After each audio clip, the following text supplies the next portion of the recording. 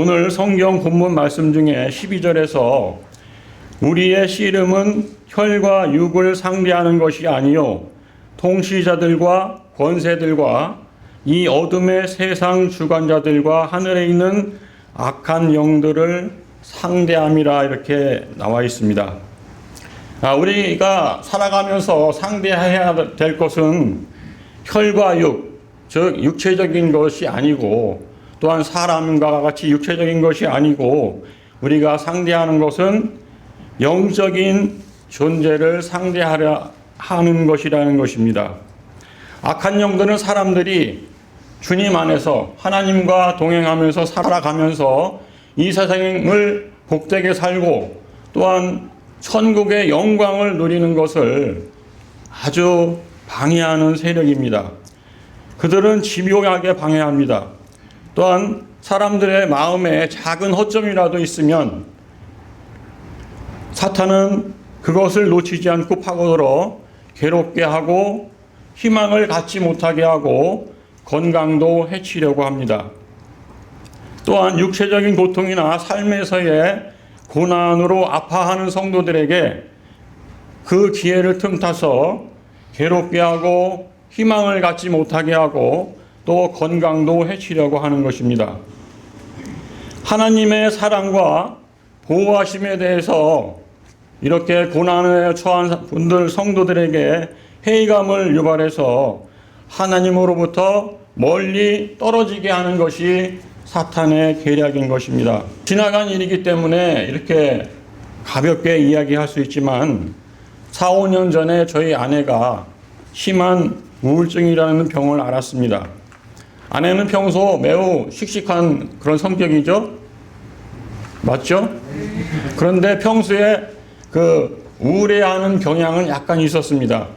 씩씩하게 살다가도 어느 날 갑자기 시무룩해지는 그런 경향은 있었는데 심한 경향은 아니었고 약간 있었습니다. 그런데 어느 날부터 웃음을 잃고 만사가 귀찮아하는 그런 상태를 보였고 얼굴은 무표정하고 어둡게 변했습니다.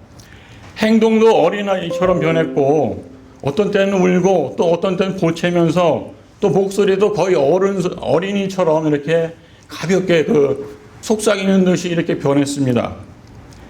또 이렇게 그 상황에서는 그것은 별로 문제가 안 됐는데 더욱 심각한 것은 점차 갈수록 행동이나 생각이 난폭해진다고 할까요? 이렇게 좀 가격해졌습니다. 어떤 때는 밤에 잠을 자지 않고 멍하게 있다가 또 나가서 싱크대에 사기 그릇을 막 던져서 깨지면서 또 그러면서 육체적으로 상처가 입으면 그것을 멍하니 바라보는 이런 형태까지 이르게 되었습니다. 병원 치료를 하고 나중에 알게 되었지만 이때 아내의 머릿속에는 환청이 들려서 어떤 제3자의 목소리가 들렸다고 합니다. 제3자는 자살과 같은 그런 극단적인 선택으로 유도하는 그런 상황에까지 다다랐다고 합니다. 이와 같은 상황에서 아내는 주일 예배를 성수하지 않으면 죽을 것 같다는 얘기를 했습니다. 그리고 그런 생각으로 주일 예배는 빠지지 않고 드려야겠다 이런 생각으로 주일 예배를 나왔는데 주일 예배를 제대로 드릴 수가 없었습니다. 왜냐하면 주일 예배를 시작하자마자 약간 시간이 지나면 어떤 날은 잠이 오게 하고 또 어떤 날은 손끝에서 발끝으로 기운을 싹 빼서 기운이 없게 하고 또 어떤 날은 양쪽 어깨에 큰 바위가 얹은 것처럼 무겁게 짓눌렀고 또 머리를 찍어 눌러 고개를 못 들게 했으며 어떤 때는 가슴에 통증으로 예배를 드릴 수 없게 하는 등 많은 방해가 있었습니다. 그럴 때 제가 아내를 데리고 나가서 악한 영을 쫓아내는 기도를 했고 그러면 아내는 약간의 기운을 차려서 예배를 드리고 있었습니다. 이때 아내의 간절한 기도는 주일에 온전히 하나님께 예배 드리고 기도 드릴 수 있게 해달라는 간구였다고 합니다. 저희 아내에게서처럼 우리에게 다가와서 우리를 괴롭히는 고난을 우리는 어떻게 이겨내야 하겠습니까? 로마서 8장 37에서 39절에서 이렇게 이야기합니다. 함께 읽으시겠습니다. 그러나 이 모든 일에 우리를 사랑하시는 이로 말미암아 우리가 넉넉히 이기느니라. 내가 확신하노니 사망이나 생명이나 천사들이나 권세자들이나 현재일이나 장래일이나 능력이나 높음이나 깊음이나 다른 어떤 피조물이라도 우리를 우리 주 그리스도 예수 안에 있는 하나님의 사랑에서 끊을 수 없으리라. 어떤 고난이라도, 그리고 그 고난을 틈타서 우리를 하나님으로부터 떼어놓으려는 악한 세력도 우리를 사랑하시는 주님으로 말미암아 이긴다고 합니다. 그것도 간신히 이기는 것이 아니라 넉넉하게 이긴다고 합니다. 우리는 이렇게 주님의 강건함을 통해서 넉넉히 이길 수 있지만 그래도 고난은 우리가 피하고 싶은 것이 틀림없습니다. 만사를 주관하시는 하나님은 우리에게 고난도 허용하고 계십니다. 고난이 우리 삶에서 갖는 의미가 무엇인지 살펴보겠습니다. 로마서 8장 18절에서 생각하건대 현재의 고난은 장차 우리에게 나타날 영광과 비교할 수 없도다 라고 해서 우리가 현재 겪는 고난을 당연한 것으로 받아들이는 문구가 있습니다. 그리고 이 고난을 미래에 우리가 얻을 영광과 연결시키고 있습니다. 현재 우리가 고난을 겪고 있지만 그 고난 끝에는 영광이 기다리고 있다는 것입니다. 현재의 고난이 어떻게 우리의 미래의 영광과 연결될 수 있겠습니까?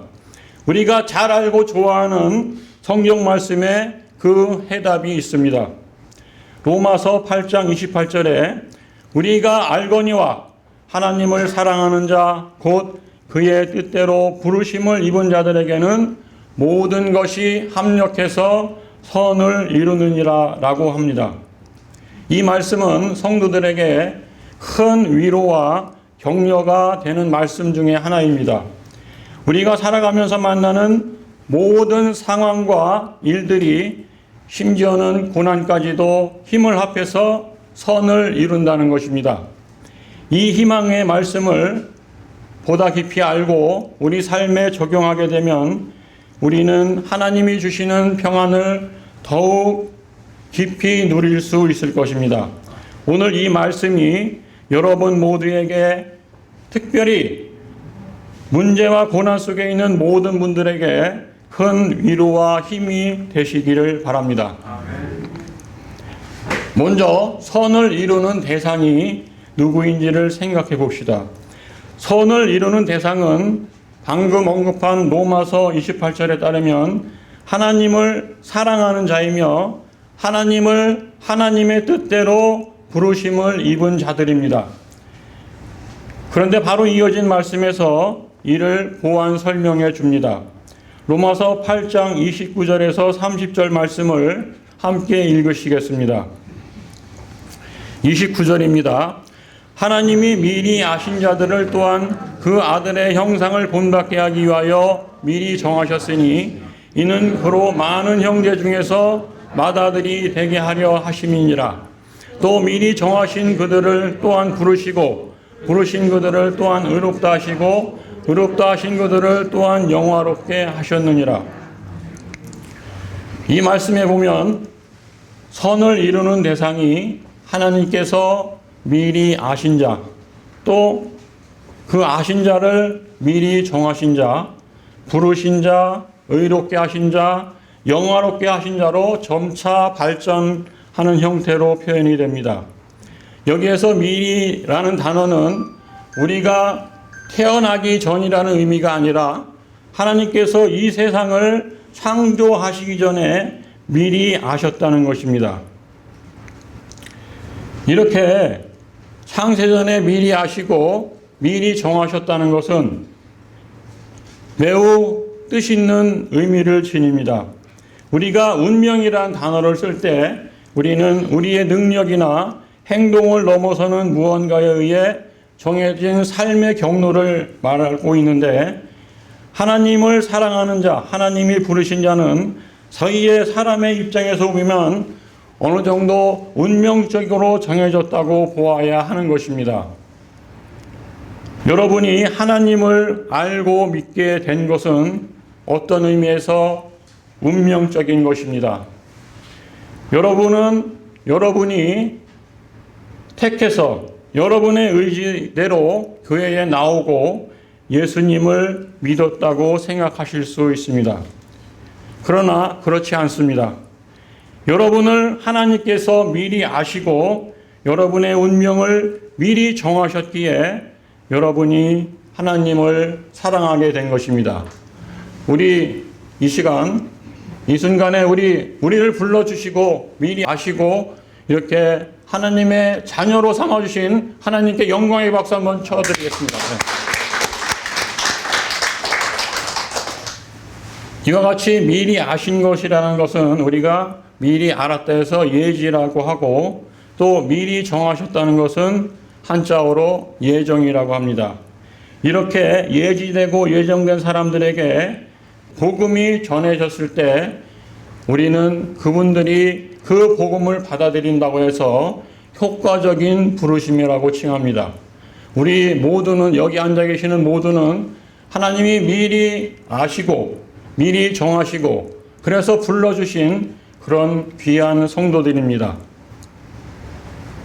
그런데 이렇게 하나님이 미리 아시고 미리 정하셔서 불러주신 성도님들은 하나님이 주시는 특별한 권리가 있습니다.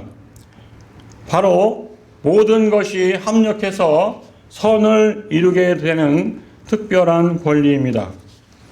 이렇게 선을 이루는, 모든 것이 합력해서 선을 이루게 되는 과정을 살펴보도록 하겠습니다. 모든 것이 합력해서 선을 이루느니라 해서 주어는, 문장의 주체는 모든 것입니다. 모든 일이 함께 일한다는 의미입니다. 여기에서 모든 것이란 이 세상에서 일어나는 모든 일을 말하고 있습니다. 이 속에는 우리가 좋게 보이는 것도 있고 나쁘게 보이는 것도 포함됩니다.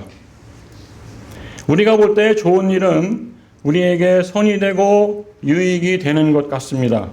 나쁜 일은 우리에게 악이 되고 해를 끼치는 것 같습니다.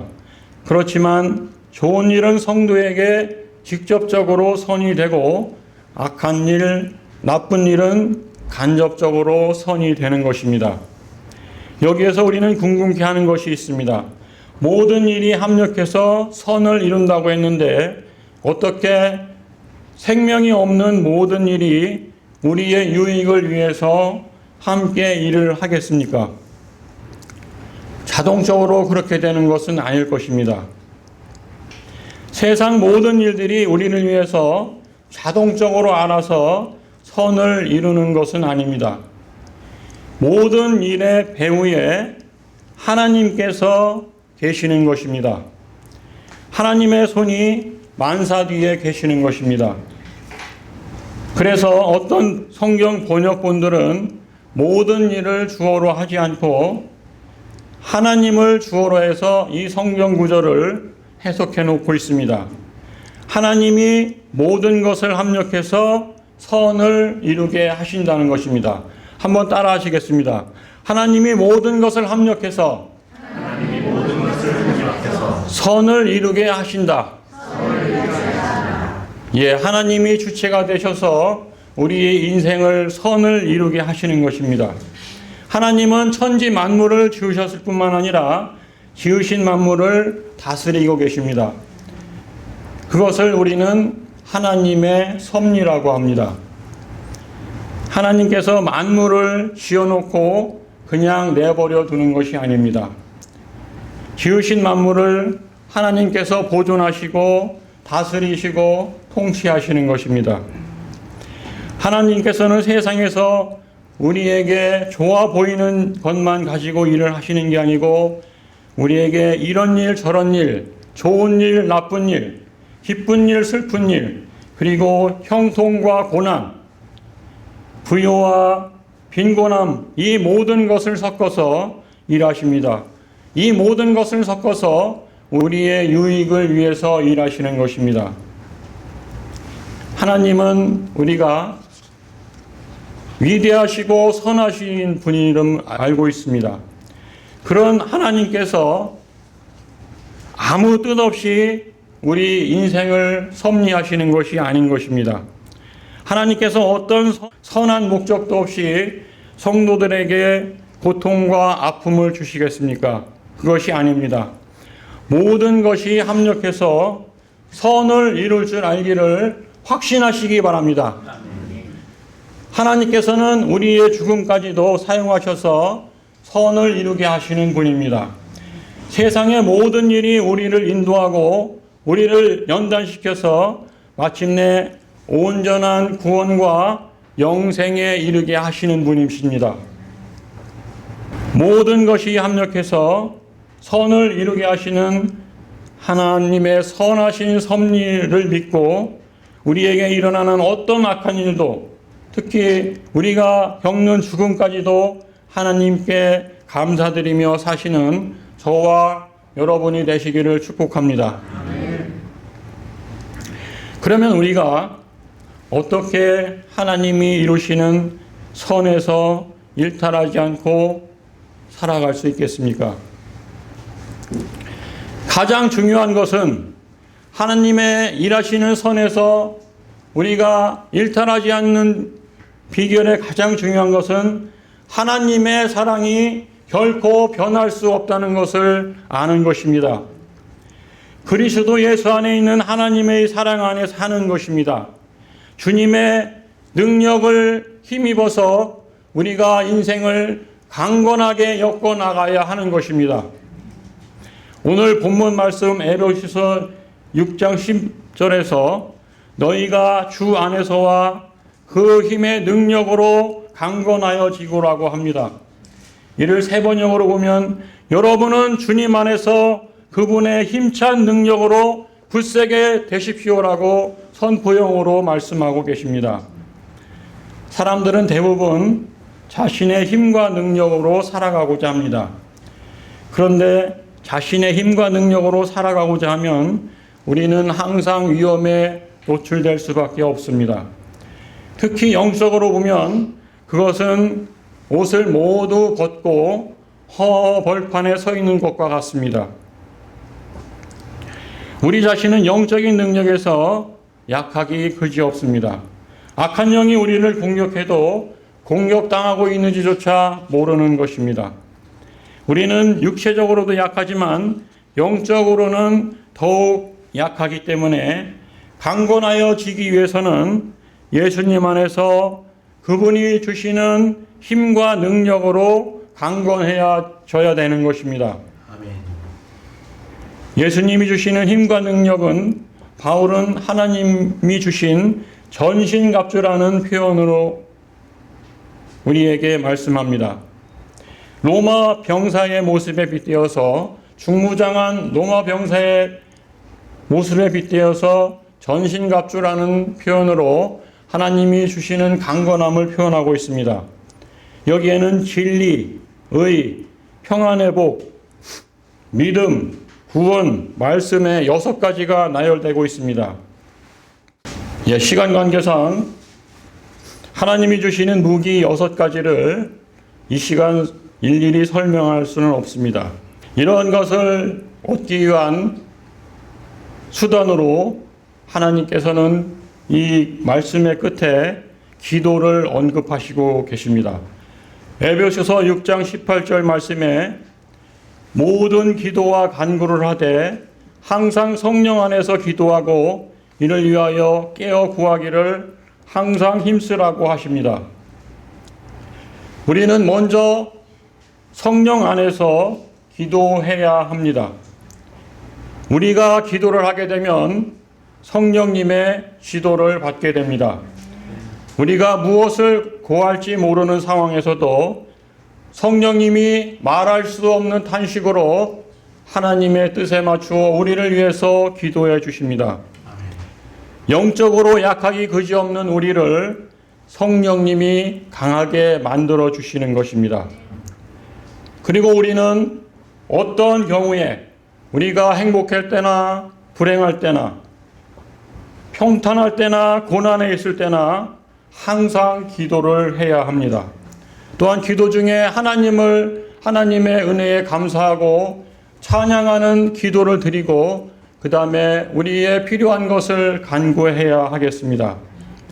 우리는 약한 존재이기 때문에 우리의 삶의 주위에서 또 우리 삶에서 일어나는 것을 영적인 시야에서 보아야 하겠습니다.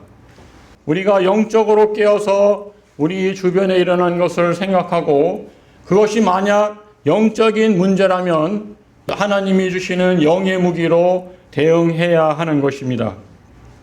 제 아내의 경우에는 두 딸을 출가시키고 그들이 잘 사는 모습을 보고 이제 내 인생은 무엇인가라는 이런 인생에서의 어떤 의문점을 갖게 되는 시점에 사단의 공격으로 인해서 우울증에 빠져들었던 것입니다.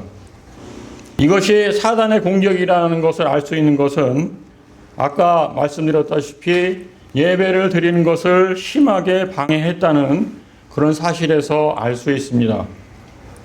이렇게 저희 아내가 심각한 우울증에 빠져들었다가 회복된 것은 하나님을 놓치면 죽는다는 생각으로 하나님을 붙들고 어려운 상황에서도 무시로 기도함으로써 가능했다고 봅니다. 우리 아내 자신과 또 가족을 중심으로 행해진 보살핌 그리고 병원의 덕분도 있겠지만 아내는 하나님의 사랑과 보호하심에 대해 회의심을 유발하는 하나님으로부터 멀리 떨어지게 하려는 악한 세력과 대적해서 주의를 지키면서 주님을 의지하며 하나님께 드리는 간절한 기도로 살아나게 되었습니다. 더욱 귀한 것은 하나님은 아내가 겪은 우울증이라는 고난을 통해서 고난에 처해 있는 분들의 심정을 더욱 깊이 알 수 있게 했고 또한 그분들의 치유를 위해서 더욱 적절하게 대응할 수 있는 힘을 길렀다는 것입니다. 그리고 저희 부부가 앞으로 치유 사역으로 하나님께 봉헌할 때 아내가 스스로 겪은 고통이나 우리 가족들이 그것을 보면서 겪는 고통이 이러한 치유 사역의 바탕이 될 줄 믿습니다. 아멘. 이와 같이 하나님은 우리의 인생에 겪는 고통과 고난까지도 하나님의 사역을 위해서 또한 우리의 영원한 영광을 위해서 쓰시는 분인 줄 믿습니다. 오늘 말씀을 마무리하겠습니다. 우리 교회에 육체적으로나 정신적으로 아픈 사람이 있습니다. 또 아픈 가족과 이웃을 가진 성도들이 있는 줄 압니다. 우리가 강건하게 되는 것은 주 안에서와 그 힘의 능력으로 강건하여지는 것입니다. 고난에 처한 성도님들은 실제로 주님과 그분의 능력에 의지하고 있는지 되돌아보시기 바랍니다. 형식적으로 믿는 것은 아닌지, 우리의 믿음이 교리에 멈추어 있지는 않은지, 내가 아닌 제3의 신앙 간증자들의 신앙에서 머물러 있지 않은지 되짚어 보시기 바랍니다. 믿음은 스스로에게 스스로 적용해서 행할 때에만 그 믿음이 살아있는 믿음, 구원에 이끄는 믿음을 될 줄을 믿습니다. 이 사실을 명심하시기 바랍니다. 주님이 우리를 사랑한다는 사실과 그분이 전능자이시며 우리를 불쌍해 보시고 우리를 치유해 주시는 분임을 믿고 주님을 붙잡고 기도로 나아가면 우리는 충분히 회복될 것입니다. 또한 우리가 처해 있는 상황을 영적인 시야로 보아서 악한 세력의 공격인지 단순히 육체적인 문제인지 이 두 가지가 섞여 있는 문제인지를 보아서 영적인 투쟁이 필요한 경우에는 하나님이 주시는 영적인 무기와 방패로 대응해야 하는 것입니다. 우리가 진정으로 대결해야 될 것은 육체나 사람이기보다는 영적인 상대일 가능성이 더욱 많습니다. 우리는 항상 깨어 있으면서 영적인 전투에서 넘어지지 않고 승리를 해야 하겠습니다. 하나님은 우리를 미리 아시고 미리 정하셔서 부르신 분입니다. 하나님은 우리를 결코 떠나지 아니하십니다. 우리에 대한 하나님의 사랑은 운명적인 만큼 절실한 사랑입니다.